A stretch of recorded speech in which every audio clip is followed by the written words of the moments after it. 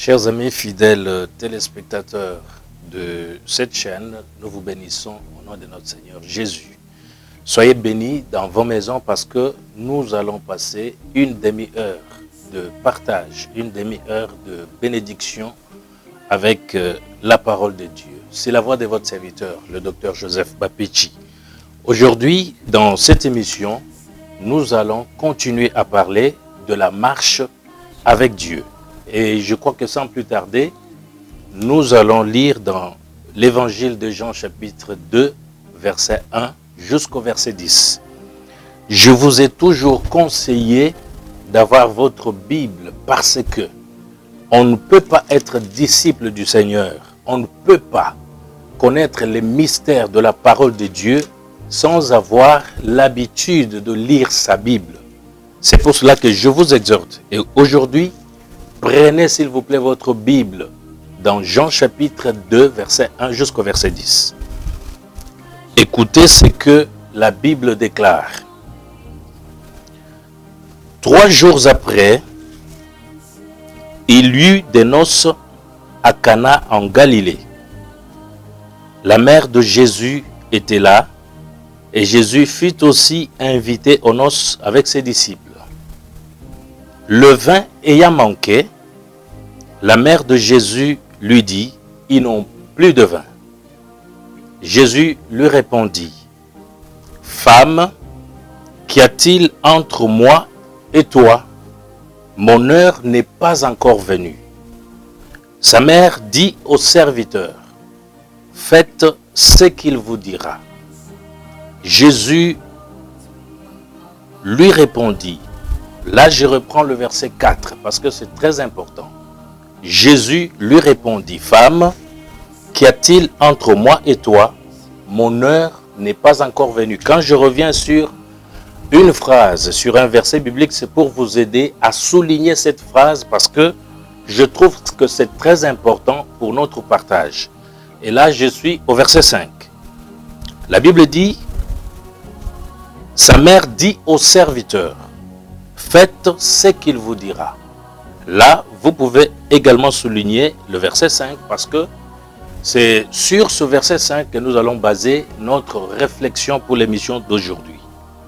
Le verset 6, la Bible dit, « Il y avait là 6 vases de pierre destinés aux purifications des Juifs et contenant chacun 2 ou 3 mesures. Jésus leur dit, « Remplissez d'eau ces vases. » Et ils les remplirent jusqu'au bord. « Puisez maintenant, leur dit-il, et portez-en à l'ordonnateur du repas. » Et ils emportèrent. Là, vous pouvez également souligner, ils emportèrent. Quand l'ordonnateur du repas eut goûté l'eau changée en vin, ne sachant d'où venait ce vin, tandis que les serviteurs qui avaient puisé l'eau le savaient bien, il appela l'époux. Là, souligné également, il appela l'époux et lui dit, « Tout homme sert d'abord le bon vin, puis le moins bon après qu'on s'est enivré. Toi, tu as gardé le bon vin jusqu'à présent. » Voilà.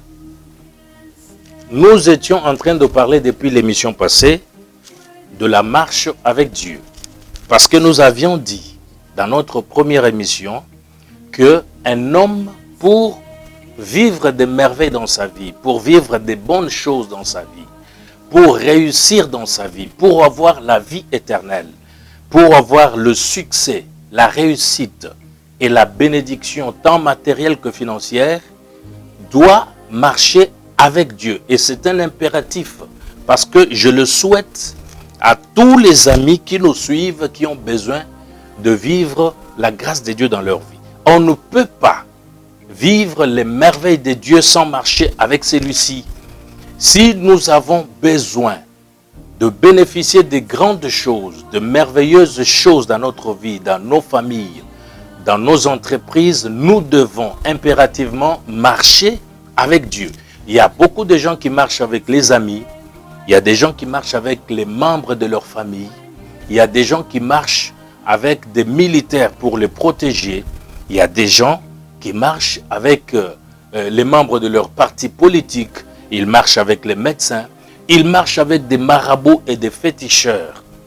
Mais toutes les personnes qui accompagnent les hommes et les femmes et qui prétendent assurer une certaine sécurité, une certaine assurance dans leur vie, ces personnes finissent par trahir. Ces personnes-là qui mettent leur confiance dans ceux qui les accompagnent finissent par être déçus.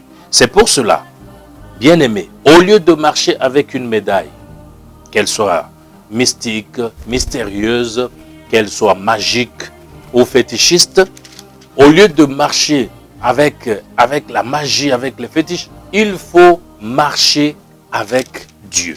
C'est sur cette réflexion-là que nous basons notre émission de ce matin, et je vous avais déjà averti que nous allons faire une série d'émissions sur le même thème et vous serez bénis, je vous assure. La Bible dit 3 jours après,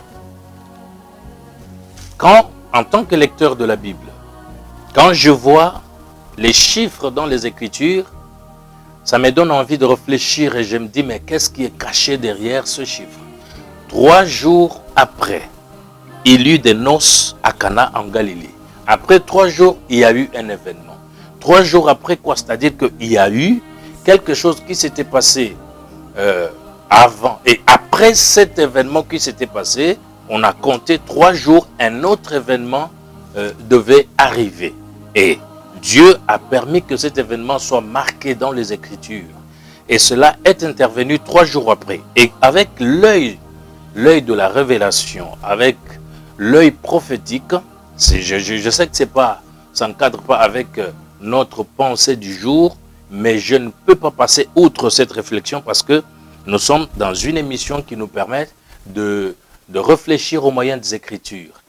Et 3 jours après, je regarde dans le livre d'Exode chapitre 19. Je vois comment le Seigneur parle à Moïse en lui disant « Sanctifie le peuple aujourd'hui et demain, et qu'il soit prêt pour le 3e jour. Parce que le 3e jour, je descendrai sur la montagne. » Et le peuple devait être sanctifié pendant 2 jours, et le 3e jour, le peuple devait être prêt. C'est-à-dire que 3 jours après, il y a eu encore un grand événement, c'est-à-dire Dieu devait descendre sur la montagne. Quand je regarde la réflexion de Moïse devant Pharaon, la parole que Moïse a dite à Pharaon, il lui dit ceci: « Permets-nous d'aller faire 3 jours de marche dans le désert. » Et quand je regarde la suite de l'histoire, je vois que Moïse a passé 40 ans dans le désert. Et je me dis, est-ce que Moïse avait menti à Pharaon? Je ne crois pas que Moïse ait menti à Pharaon. En tant que prophète, il avait parlé de 3 jours de marche dans le désert. Mais ils ont pratiquement passé 40 ans dans le désert. Et là, je comprends que 3 jours et 40 ans, c'est la même chose, mais dans des dispensations différentes, dans des langages différents. C'est pour cela que Jésus, quand il est venu, il dit, détruisez ce temple, je le rebâtirai dans 3 jours. Et les Juifs qui connaissaient bien le temple, ils ont dit, mais Seigneur, ils ont dit, Jésus, il a fallu 40 ans pour construire ce temple. Et toi, tu le rebâtirais dans 3 jours. Il a fallu 40 ans. Et toi, tu rebâtis dans 3 jours. Selon cette réflexion-là, les Juifs ne pouvaient pas comprendre. Comment pouvait-il être possible à un homme qui n'avait pas les moyens, qui n'était pas aussi riche que Salomon, de reconstruire le temple pendant 3 jours, alors qu'il a fallu à Salomon 40 années pour construire le temple. Donc c'était des choses qu'il ne pouvait pas comprendre. Et Jésus parlait de la mort et de la résurrection.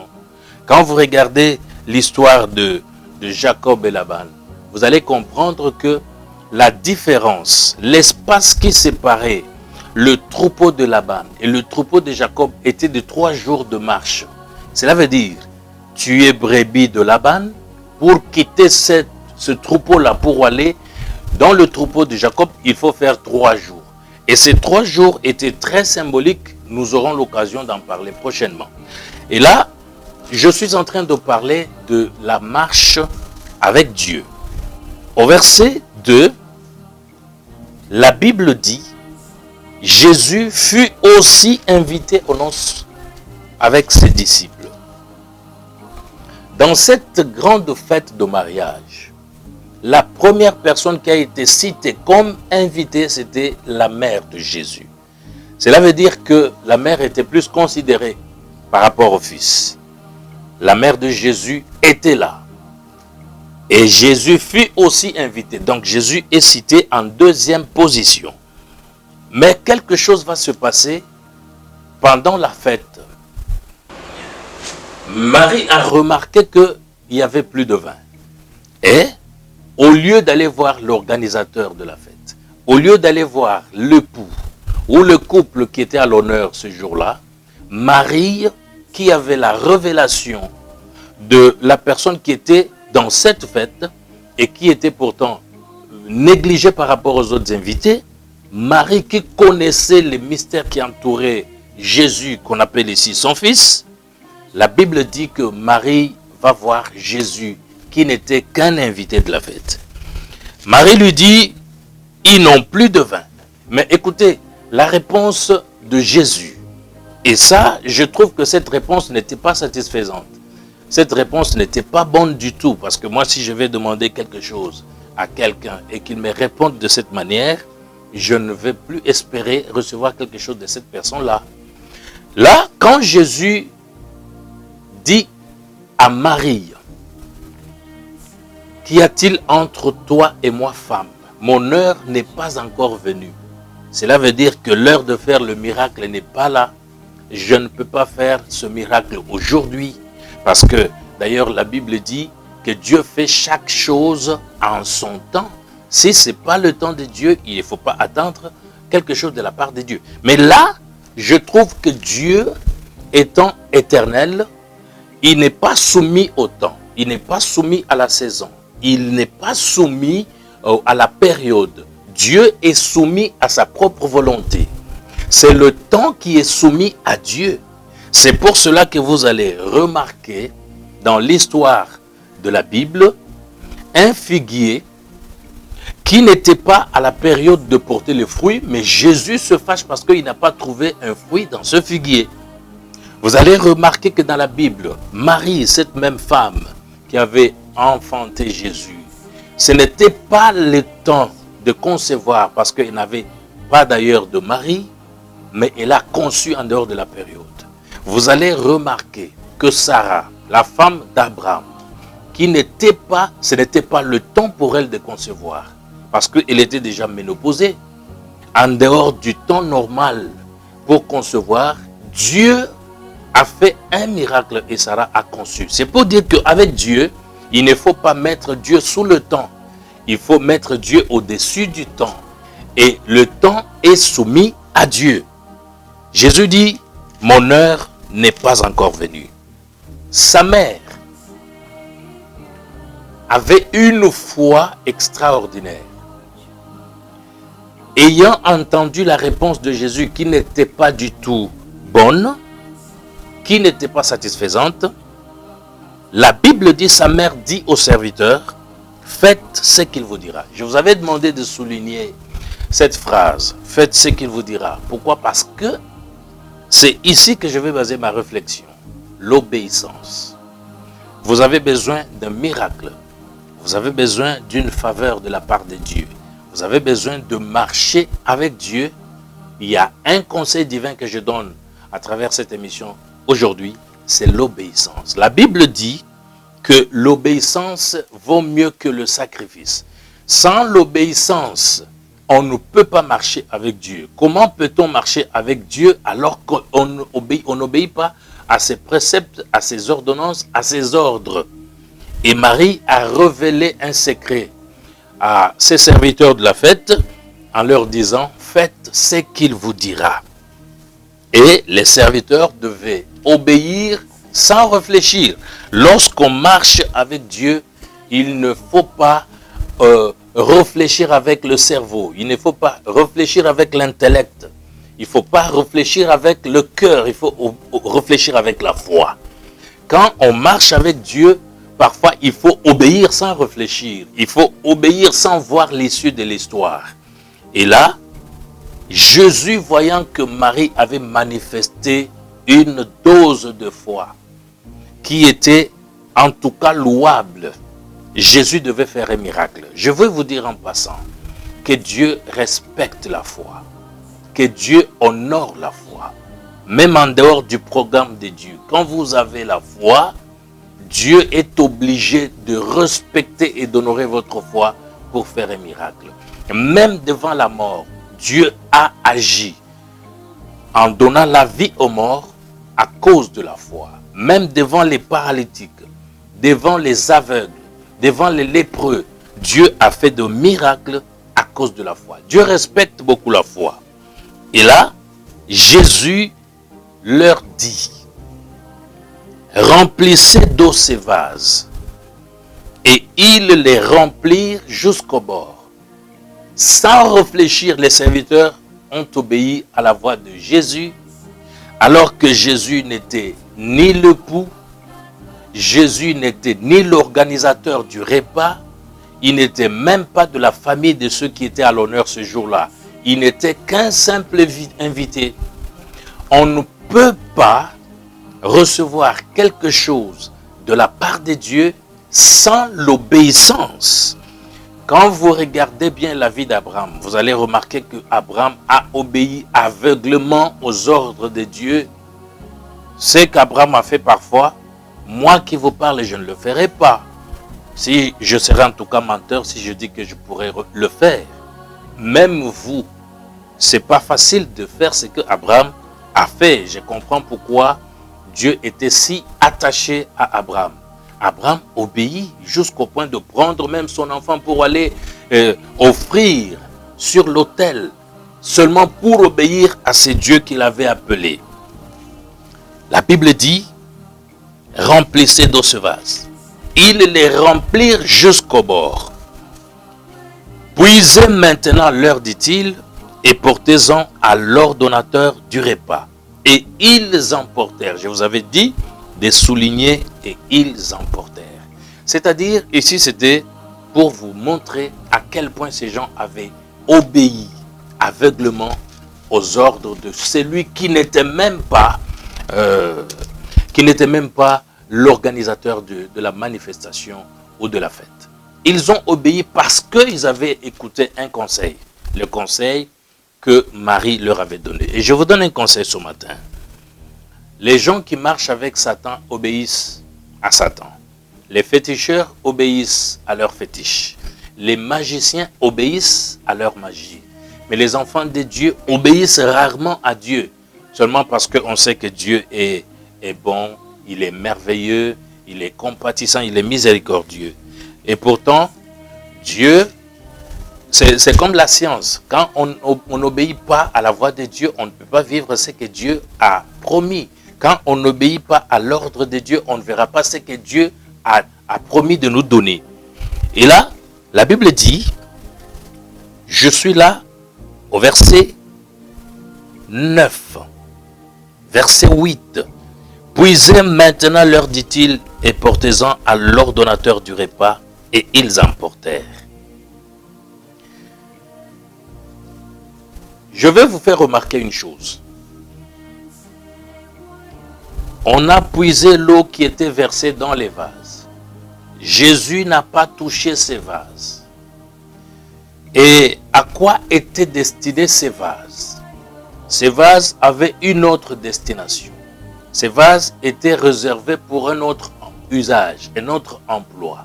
Si vous lisez au verset 6, vous allez remarquer que ces vases étaient destinés aux purifications des Juifs. Et ils contenaient chacun 2 ou 3 mesures. La purification, c'est comme les ablutions que nos amis musulmans font.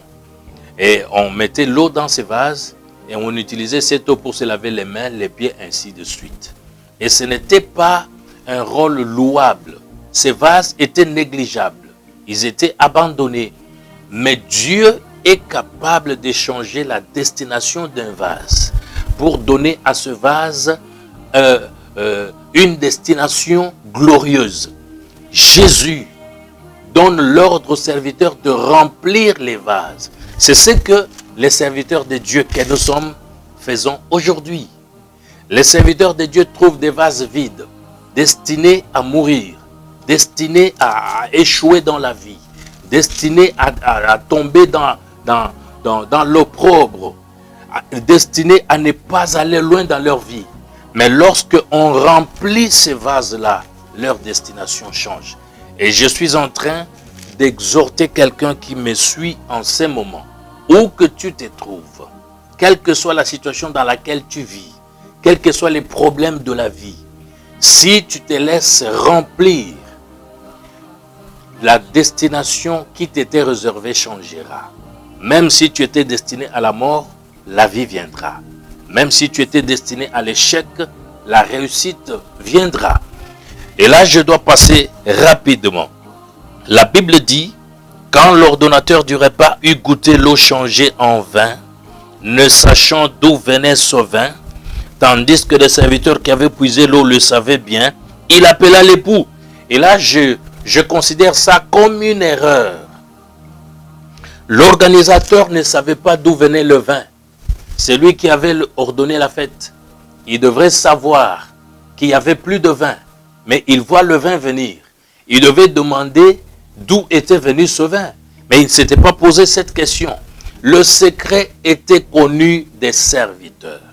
Quand il y a un miracle dans la vie d'une personne, quand il y a un changement de situation dans la vie d'un enfant de Dieu, les serviteurs savent.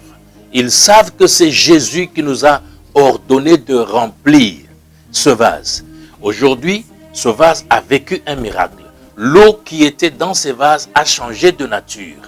Mais l'ordonnateur de la fête ne sait pas, il ne connaît pas ce secret. Et qu'est-ce qu'il fait? Il appelle l'époux. Parce que c'est l'époux qui était à l'honneur. Il y a des gens qui, après avoir vécu un miracle dans la vie, ils appellent la mauvaise personne. C'est-à-dire, ils appellent la personne qui n'a pas opéré le miracle. Ils se réjouissent avec ceux qui n'ont pas opéré le miracle. Ils oublient le canal par lequel Dieu a fait le miracle. Il appelle l'époux. Écoute maintenant sa réflexion et la parole qu'il a dite à l'époux. Il dit, tout homme sert d'abord le bon vin, puis le moins bon, après qu'on s'est enivré. Toi, tu as gardé le bon vin pour la fin, jusqu'à présent. Qu'est-ce qui se passe ici? Je n'apprécie pas l'attitude de l'époux ici. L'époux devrait dire, ce n'est pas moi qui ai fait ce miracle. Ce n'est pas moi qui ai pourvu à ce besoin. Ce n'est pas moi qui ai changé l'eau en vin. Ce n'est pas moi qui ai acheté le vin. C'est Jésus. Il fallait que l'époux montre à l'ordonnateur, c'est lui qui a fait le miracle. Mais l'époux ne dit rien. Il veut bénéficier des éloges auxquels il n'a pas droit. Il dit ceci, l'homme, tout homme, donne dans une fête d'abord le bon vin. Après le bon vin, il donne le mauvais ou le moins bon. Et ça, c'est ce que tout homme est capable de faire. Il commence par les bonnes choses, il termine par les mauvaises. Et comme c'est une fête de mariage, je regarde comment beaucoup de mariages commencent. Ça commence avec des cadeaux. Ça commence avec des appels. Ça commence avec des SMS à tout moment. Ça commence avec les je t'aime à tout moment. Et après, ça devient amer. Là, après qu'on ait bu le bon vin, le moins bon commence. Après, c'est les coups et blessures volontaires. Après, c'est le divorce. Après, c'est je ne sais pas, les trahisons. Après, c'est beaucoup de choses. Mais Dieu commence par les choses viles. Il termine par les choses glorieuses. Dieu commence par les choses moins bonnes. Il termine par les choses bonnes. Dieu commence par la pauvreté. Il termine par la richesse. Dieu commence par le manque. Il termine par la gloire.